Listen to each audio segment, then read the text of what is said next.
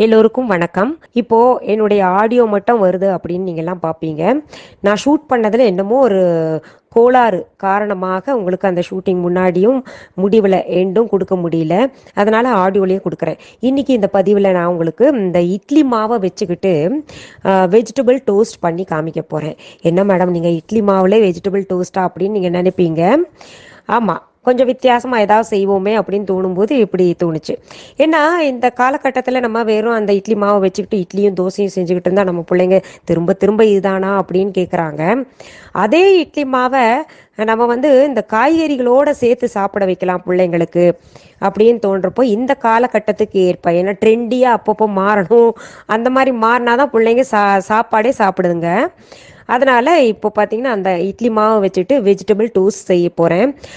அது செய்யறதுக்கு தேவையான பொருள்கள் என்னென்னு பார்த்துடலாம். இட்லி மாவு டோஸ்ட் செய்யறதுக்கு முதல்ல நமக்கு இட்லி மாவு தேவை. இது எல்லார் வீட்லேயும் இருக்கும். அதனால் உங்களுக்கு தேவையான அளவு எடுத்துக்கோங்க. அடுத்தது கேரட் தேவையான அளவு எடுத்துக்கோங்க. அது நல்லா துருவிக்கோங்க. நான் ஒரு கேரட் எடுத்திருக்கேன். எங்கள் ஃபேமிலிக்கு எவ்வளோ தேவையோ அவ்வளோ எடுத்திருக்கேன். அடுத்தது பொடியாக நறுக்கிய முட்டைக்கோஸ் நல்லா பொடி பொடியாக நறுக்கி வச்சுக்கோங்க. அடுத்தது பொடியாக நறுக்கிய குடமிளகாய் நான் எடுத்திருக்கேன். இப்போ குடமிளகாய் உங்களுக்கு மஞ்சள் கலரில் எல்லா இடத்துலையும் கிடைக்காது. நீங்கள் உங்களுக்கு என்ன நேரத்தில் கிடைக்குதோ அது வாங்கிக்கோங்க. அப்படி இல்லைன்னா இது ஆப்ஷன் தான், வேணும்னா பயன்படுத்திக்கலாம், இல்லாட்டி இல்லை. இதெல்லாம் ஏன் நம்ம போடுறோன்னா, குழந்தைங்க காய்கறி சாப்பிட்ணும். காய்கறியை கொண்டு போய் வச்சா சாப்பிட மாட்டேங்கிறாங்க. அதனால் அவங்களுக்கு விதவிதமாக சமைச்சு போடும்போது இப்படி செஞ்சு கொடுத்தோன்னா சாப்பிட்ருவாங்க. அடுத்தது பச்சை பட்டாணி. இந்த பட்டாணி கூட உங்களுக்கு காஞ்சது இருந்துச்சுன்னா இரவு முழுக்க ஊற போட்டு, ஒரு பிடி அளவு ஊற போட்டு காலையில் இப்படி பயன்படுத்திக்கோங்க. இல்லை நீங்கள் எந்த நேரத்தில் செய்கிறீங்களோ, இப்போ மாலையில் செய்கிறதா இருந்தால் காலையில் ஊற வச்சு இந்த மாதிரி வேக வச்சுக்கோங்க. என்கிட்ட பச்சை பட்டாணி எப்போவுமே ஃப்ரீசரில் ஸ்டோர் பண்ணி வச்சுருப்பேன். அதனால் அதிலிருந்து ஒரு பிடி எடுத்திருக்கேன். அடுத்தது நெய் தேவையான அளவு எடுத்திருக்கேன். உங்களுக்கு நெய் வேணால் பயன்படுத்திக்கோங்க, இல்லைன்னா ஆப்ஷனாக எண்ணெய் கூட பயன்படுத்திக்கலாம். அடுத்தது சிகப்பு மிளகாய் தூள் உங்களுக்கு தேவையான அளவு எடுத்துக்கோங்க. நான் 1.5 டீஸ்பூன் எடுத்திருக்கேன். அடுத்தது மணத்துக்காக கொஞ்சம் கரம் மசாலா தூள் எடுத்திருக்கேன். ஒரு 3/4 டீஸ்பூன் அளவு எடுத்திருக்கேன். அடுத்தது மஞ்சள் தூள் 1/4 டீஸ்பூன். அடுத்தது அடுப்பு பற்ற வச்சு நான் ஒரு வாணலி வச்சுருக்கேன், கடாய் வச்சுருக்கேன். அதில் தேவையான அளவு நெய் சேர்த்துக்கலாம். நெய் அல்லது எண்ணெய் சேர்த்துக்கோங்க. இந்த காயெல்லாம் நம்ம இப்போ வதக்கணும். அதுக்காக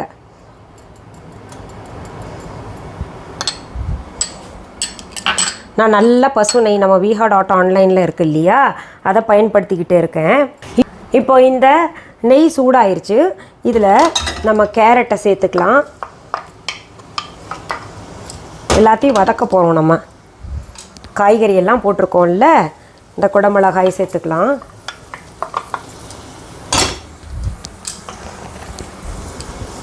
அடுத்தது பட்டாணி சேர்த்துக்கலாம். அடுத்தது முட்டைக்கோஸ் சேர்த்துக்கலாம். அடுத்தது உப்பு நான் உங்களுக்கு சொல்ல மறந்துட்டேன். உப்பு சொல்லலையே அப்படிம்பீங்க. அப்புறம் உப்பு தேவையான அளவு சேர்த்துக்கோங்க. உப்பு கலராக இருக்கே என்ன அப்படின்னு புதுசாக பார்க்குறவங்க கேட்பீங்க. இந்து உப்பு, ஹிமாலயன் ராக் சால்ட் நான் பயன்படுத்துகிறேன். நீங்கள் நார்மல் உப்பு கூட பயன்படுத்திக்கலாம். இதெல்லாம் நல்லா பிரட்டிடலாம். நம்ம நேரடியாக காயை சாப்பிடுன்னு சொன்னால் நம்ம பிள்ளைங்க கேட்குறதில்ல. இந்த காலத்துக்கு ஏற்ற மாதிரி விதவிதமாக கொடுத்து அவங்களுக்கு சாப்பிட வைக்க வேண்டியதாக இருக்குது. இப்போ பாருங்கள், காய் நம்ம போட்டோடனே நிறம் மாறி இருக்கு இல்லையா, அதில் நம்ம மஞ்சத்தூள் சேர்த்துக்கலாம். அடுத்தது காரத்துக்கு மிளகாய் பொடி தான் நான் சேர்க்குறேன். கரம் மசாலாலேயும் காரம் இருக்கும். இன்னொன்று அது போட்டால் சுவை கூடுதலாக இருக்கும். கரம் மசாலா இப்போவே நம்ம போட வேண்டாம். ஒரு சில கரம் மசாலா என்னென்னா கசந்துரும் முன்னாடியே போட்டால், அதனால் நம்ம பிறகு போட்டுக்கலாம். இது கொஞ்சம் வேகணும். லேசாக தண்ணி தெளித்து விட்டுறலாம். இப்போது இதில் ஏதாவது காய்கறி இல்லைன்னா இது செய்ய முடியாமல் போயிருமே அப்படின்ற வருத்தம் கொள்ள வேண்டாம். ஏன்னா நமக்கு என்ன காய்கறி இருக்கோ அதை சேர்த்துக்கலாம். எது இல்லைன்னா கூட உருளைக்கிழங்கு கட்டாயம் எல்லார் வீட்லேயும் இருக்கும். உருளைக்கிழங்கு பட்டாணி போடலாம், கேரட் போடலாம், அது கூட முட்டைக்கோஸ் போடலாம். இப்போ இதை மூடி போட்டு 2 நிமிஷம் நான் மூடி வச்சிடுறேன். இப்போது நம்ம திறந்து பார்க்கலாம். ஆல்மோஸ்ட் தண்ணியெல்லாம் சுண்டி இருக்கு பாருங்கள். நீங்கள் நடுவில் ஒரு தடவை திறந்து பார்த்துக்கோங்க. ஏன்னா அடி பிடிச்சிடக்கூடாது, அதோடைய தன்மையே மாறிடும், சுவை. இப்போது இந்த காய்கறி எல்லாம் சுலபமாக வேகக்கூடியது, அதனால் வெந்திருக்கும். நீங்கள் வேணால் வாயிலையும் போட்டு பார்த்துக்கோங்க. இப்போ நான் கரம் மசாலா சேர்த்துருக்கேன். இதையும் நான் நல்லா கலந்து விட்டுக்கிறேன். இது கொஞ்சம் காரசாரமாக இருக்குது நான் இப்போ செஞ்சது அளவு. உங்களுக்கு இப்போ காரம் சாப்பிடாது பிள்ளைங்கள்லாம் அப்படின்னு நினச்சிங்கன்னா கொஞ்சம் காரத்தை நீங்கள் குறைச்சிக்கோங்க. ஸ்பைஸியாக இருக்கும். ஏன்னா இப்போ வீட்டில் உட்காந்துருக்குறாங்க எல்லாம் கேட்பாங்க ஏதாவது வித்தியாசமாக செஞ்சு கொடுங்க அப்படின்னு. அதுக்காக தான் இந்த மாதிரி வித்தியாசமாக செய்து காமிக்கிறேன் உங்களுக்கு. இப்போ நல்லா மணம் வருது கரம் மசாலாவும் போட்டது. இப்போது அடுப்பை அணைச்சி நான் இறக்கிடுறேன். அதில் உப்பெல்லாம் சரியாக இருக்கான்னு செக் பண்ணிக்கோங்க. அடுத்தது இந்த டோஸ்டர் எல்லார் வீட்லேயும் இருக்கும் பாருங்கள், இப்படி திறந்து மூடுறது. இந்த நான்ஸ்டிக்கால் செஞ்சது இது, அதனால் நிறம் இப்படி ஆயிருக்கு. ஏன்னா வீட்டில் வரக்கூடிய உதவியாளர்கள் நல்லா போட்டு தேய்ச்சிட்றாங்க. அதுக்குன்னு என்ன இப்படி டர்ட்டியாக வச்சுருக்கீங்கன்னு சொல்லாதீங்க. ஏன்னா என்னுடைய இட்லி பானையும் நான்ஸ்டிக்கு, அதனால் பார்த்திங்கன்னா கொஞ்சம் இந்த மாதிரி நிறம் மாறி இருந்துச்சு அவங்க விளக்குனதில். அதனால் இட்லி பானையை நீங்கள் இப்படி வச்சுருக்கீங்களேன்னு ஒருத்தர் கமெண்ட் போட்டாங்க. குறை சொல்கிறதுக்கு அவங்களுக்கு வேறு எதுவுமே தெரில, அதனால் இப்படி குறை சொல்லுவாங்க ஏதோ ஒன்று. அதனால தான் நான் உங்களுக்கு முன்னாடியே சொல்லிடுறேன். இப்போது இந்த டோஸ்டரை நம்ம அடுப்பில் வச்சுட்டு அடுப்பை பற்ற வச்சுக்கலாம். இதுக்கு பார்த்திங்கன்னா உங்களுக்கு சின்ன அடுப்பில் வச்சா கூட போதும், ஏன்னா மிதமான தீயில் தான் நம்ம செய்ய போகிறோம். இப்போது இந்த டோஸ்டரில் நான் நெய் பூசிக்கிறேன். இப்போது இந்த மாதிரி ப்ரஷ் இல்லைன்னா அதுக்காக வருத்தப்படாதீங்க. நான் இந்த ஃபாரின் போகும்போது ஏதாவது ஒன்று வாங்கிட்டு வருவேன். இதெல்லாம் குவாலிட்டி ரொம்ப நல்ல குவாலிட்டி, இங்கேயும் கிடைக்கிது. ஆனால் அது எப்படின்னு தெரில நமக்கு. இப்படி பூசிக்கோங்க. இந்த ப்ரஷ் இல்லைன்னா இப்போ நீங்கள் ஸ்பூன் எடுத்துக்கோங்க, ஸ்பூனால் போட்டுக்கோங்க. இதில் இப்போ என்ன பண்ணணும், கொஞ்சம் கொஞ்சமாக மாவு ஸ்ப்ரெட் பண்ணணும். நீங்கள் இந்த டோஸ்டர் இல்லைன்னாலும் இப்போ பார்த்தீங்கன்னா டபுள் டோஸ்டராக இருக்கும், கட் பண்ணி கொடுக்குற மாதிரி, அந்த மாதிரி இருந்தாலும் கூட பயன்படுத்திக்கோங்க. இது நல்லா இந்த டோஸ்டர் சூடான பின்னாடி தான் நல்லா ஸ்ப்ரெட் ஆகும். இப்போ பாருங்கள், நம்ம சரியாக ஸ்ப்ரெட் பண்ணியிருக்கோம். இதுக்குள்ளே இந்த ஸ்டஃபிங் வச்சுக்கலாம். இதெல்லாம் ஒரு தோசை ஊற்றிட்டு அதில் ஸ்டஃப் பண்ணி கொடுத்துடலாமே, இவ்வளோ மெனக்கடணுமா அப்படின்னு கேட்டிங்கன்னா என்ன பண்ணுறது. எங்கள் வீட்டில் கூட பார்த்திங்கன்னா பெரிய மகள் எல்லா காய்கறியும் சாப்பிடுவாங்க. சின்னவங்களுக்கு இப்படி ஏதாவது சொல்லி வித்தியாசமான பேரில் வித்தியாசமாக செஞ்சு கொடுத்தா தான் அவங்க ஹை அப்படின்னு சொல்லிட்டு காய்கறியே சாப்பிட்றாங்க, இல்லாட்டி அக்செப்ட் பண்ண மாட்டேங்கிறாங்க. என்ன பண்ணுறது. இந்த ஸ்டஃபிங் முடிஞ்சோடனே அடுத்தது கொஞ்சம் நம்ம தோசை மாவு மேலே ஊற்றிட்டு அதை மூடிடலாம். நாலா பக்கமும் சரிவர நம்ம போடணும், அது பார்த்துக்கோங்க. இது ஓரளவுக்கு நமக்கு சுடணும். தோசை எப்படி சுடுறோமோ அப்படி சுடணும். இதுக்கு மேலேயும் லேசாக நம்ம நெய் பூசணும்.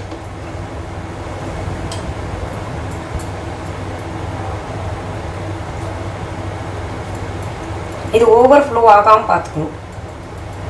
இப்போ பாருங்கள், நான் இந்த டோஸ்டரின் மேல் பக்கம் இருக்கு இல்லையா, அதை மூட போகிறேன்.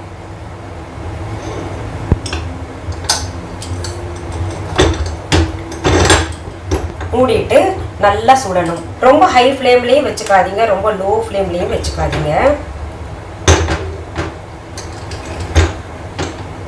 இங்கே பாருங்கள் எவ்வளோ அழகாக வந்திருக்கு நம்ம இட்லி மாவில் டோஸ்ட்டு.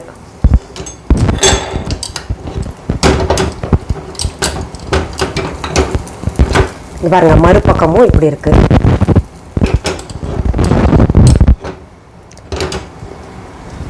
மறுபக்கம் இன்னும் கொஞ்சம் சுடணும், அதுக்காக திருப்பி வச்சுருக்கேன் நான். இங்கே பாருங்கள், இப்போ ரெண்டு பக்கமுமே சரியாக சுட்டுருச்சு, நான் எடுத்துடுறேன். இப்போது அடுத்த டோஸ்ட்டுக்கு மாவு ஊற்றுறேன் பாருங்கள்.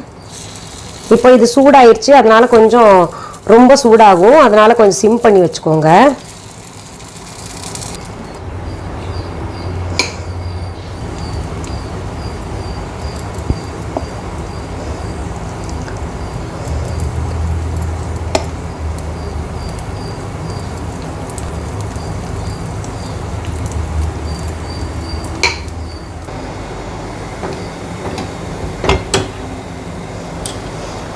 அடுத்ததும் பாருங்கள் ரெடி ஆயிடுச்சு.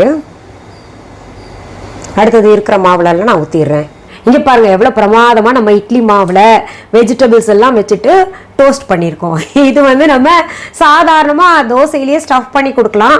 நம்ம பிள்ளைங்க ஏற்றுக்காதே, தினமும் தோசை கொடுக்குறியா அப்படிம்பாங்க. இது டோஸ்ட்டுன்னு சொல்லி கொடுத்து பாருங்க, ஆஹா அதே நான் கொடுத்துருப்போம் தோசையில் வச்சு, ஆனால் அது நல்லா இல்லைம்பாங்க. இப்படி டோஸ்ட்டாக கொடுக்கும்போது ரொம்ப பிரமாதமாக இருக்குன்றாங்க. என்ன ஒன்றே ஒன்று, அதோடைய ஷேப் தான் மாறி இருக்கு. இது செய்து கடைசியில் சாப்பிட்டு காமிக்கிற மாதிரி வீடியோ ஷூட் எல்லாம் பண்ணேன். அது சில டெக்னிக்கல் ப்ராப்ளம்னால அது சரியாக வரல. அதனால் உங்களுக்கு நான் சாப்பிட்டு காமிக்க முடியல. இது நீங்கள் செய்து பார்த்துட்டு கமெண்ட்ஸில் எனக்கு கமெண்ட் பண்ணுங்கள். குறிப்பாக குழந்தைங்க கமெண்ட்ஸ் பண்ணுங்கள் எனக்கு எப்படி இருந்ததுன்னு. மீண்டும் சந்திப்போம். நன்றி, வணக்கம்.